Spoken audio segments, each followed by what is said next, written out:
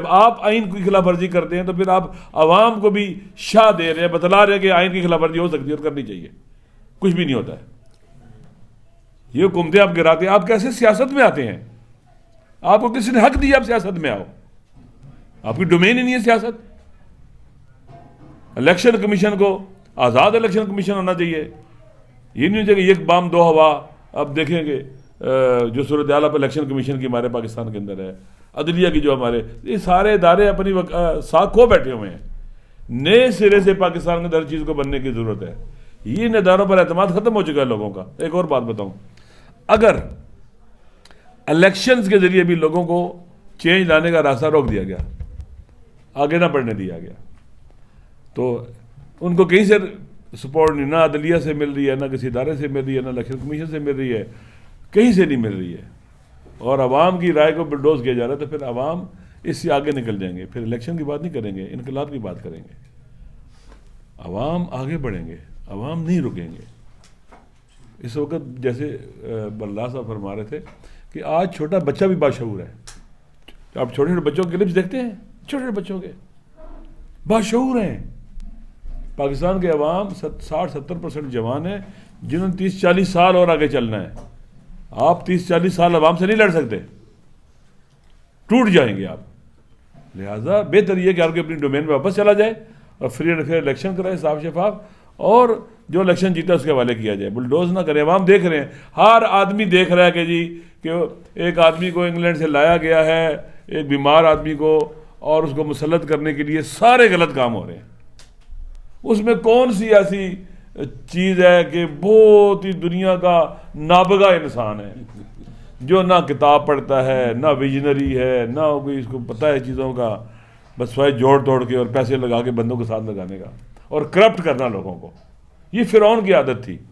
استخفا قوم فاتا ہو، اپنی قوم کو کیا کہتے ہیں کہ کریکٹر لیس بنا کر سبک کرتا تھا، ہلکا کرتا تھا. پھر وہ جو کرپٹ ہو جاتے تھے وہ فرعون کا ساتھ دیتے تھے. اس لیے کہ کرپٹ لوگ چاہتے ہیں کہ دوسرے بھی کرپٹ ہو جائیں تاکہ ایک امام میں سارے ننگے ہو جائیں اور پھر مل کے کھائیں. تو میرے خیال میں پاکستان کے عوام کبھی برداشت نہیں کریں گے. اگر آپ نے ان کا انتخابات کے ذریعے، الیکشن کے ذریعے راستہ روکا چینج لانے کا، تو پھر آئندہ وہ کیا کریں گے؟ پھر آپ کے الیکشن کمیشن پر اعتماد ختم، عدلیہ پر اعتماد ختم، بیوروکریسی پر اعتماد ختم، اسٹیبلشمنٹ پر اعتماد ختم.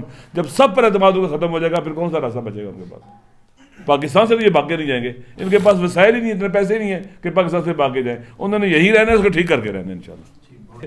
پاکستان کے عوام 1 سال اور 10 ماہ سے آپ کے مقابلے میں کھڑے ہیں. آپ کے ہر اقدام کو وہ ناکام بنا رہے ہیں. تو پاکستان کے عوام برداشت کر لیں گے؟ نہیں کریں گے کبھی بھی. لوگ مقابلہ کریں گے. تیسری بات یہ کہ پاکستان کے ویسے بھی حالات بہت خراب ہیں، اکنامکلی، سوشلی اور سیکورٹی کے حوالے سے، پولیٹیکلی بہت بحرانوں کا شکار ہے پاکستان. ایسے کھوکھلا ہوا ہے. تو یہ کس طرح سے پاکستان کو اس طرح سے آگے لے جائیں گے؟ ارریلیونٹ ہے. 25-26 کروڑ عوام کا ایٹریبیوٹ ارریلیونٹ ہے دنیا کے بدلتے ہوئے حالات کے اندر. آپ دیکھیں پاور شفٹ ہو رہی ہے ویسٹ ایسٹ کی طرف، پاکستان ارریلیونٹ ہے. غزہ کے مسائل میں پاکستان کہاں ہے؟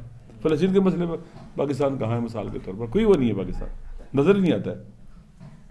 تو یہ بالکل آئسولیٹڈ ہے اور بالکل جیسے نہیں کہتے کہ منزوی ہو چکے ہوئے ہیں، اور جیسے ان کو کوئی جانتا ہی نہیں دنیا میں. ان کی حالت یہ بن گئی ہے، پاکستان کو یہاں لے کے آ گئے ہیں. تو یہ پاکستان میں یہ چیز کبھی نہیں چلے گی. پاکستان کے عوام اس کو نہیں چلنے دیں گے کہ ان پر مسلط کی جائے، ٹھونسی جائے. اگر آئین پر کام نہیں ہوا اور آئین کے مطابق سلسلہ نہیں چلایا گیا تو لوگ پھر آئین سے بھی نہیں. دیکھیے یہ جو ابھی اسٹریٹجی، یہ جو حالات راجہ صاحب نے بیان کیے ہیں، یہ ابن زیاد کی اسٹریٹجی ہے کہ خوف پھیلا دو، ہر طرف خوف پھیلا دو. خوف کوئی حل نہیں ہوتا. پاکستان کی قوم جاگی ہوئی ہے، باشعور ہے. اور میں تو کل راجہ صاحب میں پنجاب کے مختلف دیہاتوں میں گیا.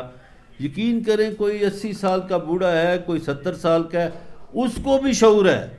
وہ میرا خیال ہے کہ پاکستانی قوم پچھلے 75 سالوں میں اتنی باشعور نہیں ہوئی تھی جو شعور کی کیفیت آج ہے. تو شعور جو ہے وہ بدل کے رکھ دے گا. وہ یہ سارے ماڈل شاڈل جو ہے وہ نگل جائے گا شعور. کہ پی ٹی آئی کے جو چیئرمین ہیں وہ باہمت ہیں، پرعزم ہیں جیت کے لیے. میں انہیں ایک طویل عرصے سے جانتا ہوں. وہ ہارنے کے لیے کبھی میدان میں اترتا ہی نہیں. وہ اتنا پرعزم انسان ہے. اور یہ جو اپیل اس نے کی ہے لوگوں سے، یہ جو نوجوان ہیں یہ اس کی بڑی قوت ہے. اسی سے اس کے مخالفین جو ہیں وہ خوفزدہ ہیں.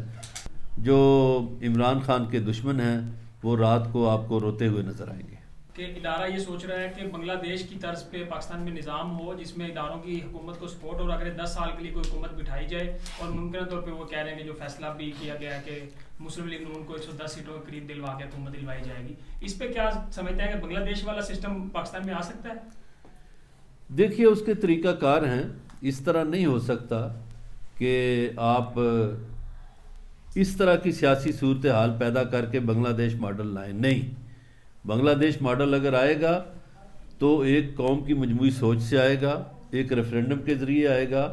آپ کا آئین کہتا ہے آپ کسی ایشو پہ ریفرینڈم کرا لیں، آپ صدارتی نظام کی طرف چلے جائیں، آپ کسی اور ماڈل کی طرف جانا چاہتے ہیں جائیں، لیکن آئینی راستہ اختیار کرنا پڑے گا. کسی کو مسلط کر کے نہیں.